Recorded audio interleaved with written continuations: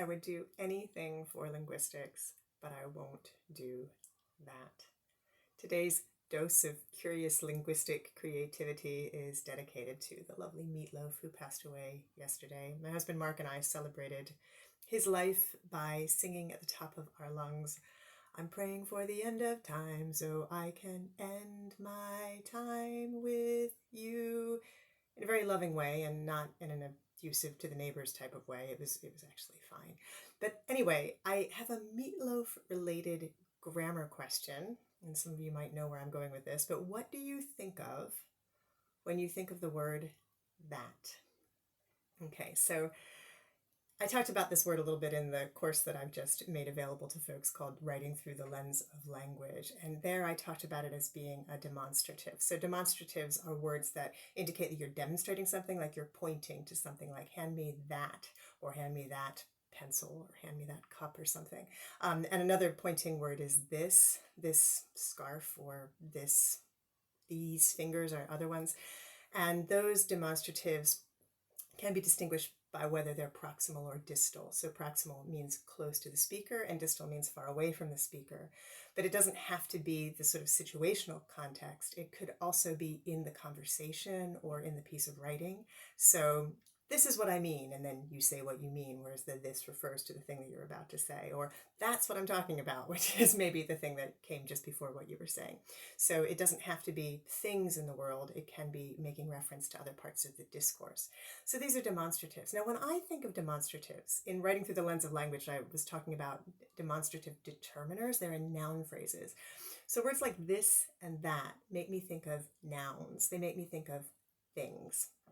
And it's fascinating to me because the word that, it could be anything. You could shape the that into pretty much, even if everybody's pointing at the same thing, that to you might be that lovely view of the seaside, and that to somebody else could be that rotting window frame.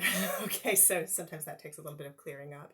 But even when you're actually speaking about the same thing, it could be that lovely view of the seaside or that vertiginous view that makes me want to vomit. Okay, so the question that I would like to know is, could you ever use this or that or another demonstrative to refer to a verb phrase?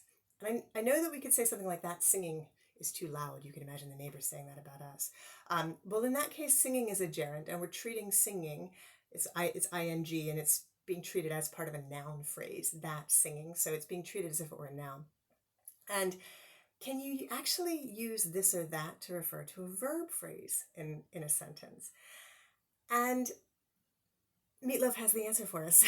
So Meat Loaf's song goes, "I would do anything for love, but I won't do that."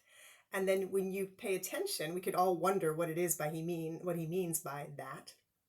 Turns out it's actually written into the lyrics of the songs, the thing that he won't do. So it's actually a textual reference.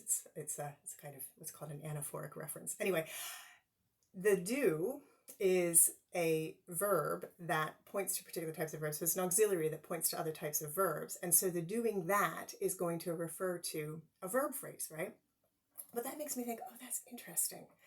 Because I've been associating that or this with noun phrases, but Meat Loaf tells me that that can refer to a verb phrase. And I think, okay, I will do anything for love. Now, things are nouns, right? But here, I will do something. I will do anything. So the idea is that the verbing is actually taking the form of a thinginess. Okay, so forgive the linguistic terminology here, right? And so that makes me think of things like to-do lists. Now, once when I was in a pretty tricky period of my life and I couldn't handle one more thing on my to-do list, I started making things not to-do lists. I would just make a list of things that I just was not allowed to do in that day. I will do anything today, but I won't do that. And at the end of the day, I'd be like, nope, didn't do that. And it was really satisfying, so I recommend that. But the point is, when you have your things to do, do the laundry, do the washing up, mark the essays, whatever it is. They're verb phrases, usually in some kind of like really debilitating imperative form. And then you tick them off. And I wonder, are they actually kind of thingy? Are they actually a little bit like things, like this thing that I do that has this boundary around it, and once I've achieved it, once I've accomplished it, this thing, I tick it off. And so that made me start wondering whether languages could be more verby or more nouny, even though most languages have all the same sort of parts of speech. I'm actually doing some fictional research. Well, I'm doing some real research on a fictional project about a language that consists almost entirely of verbs.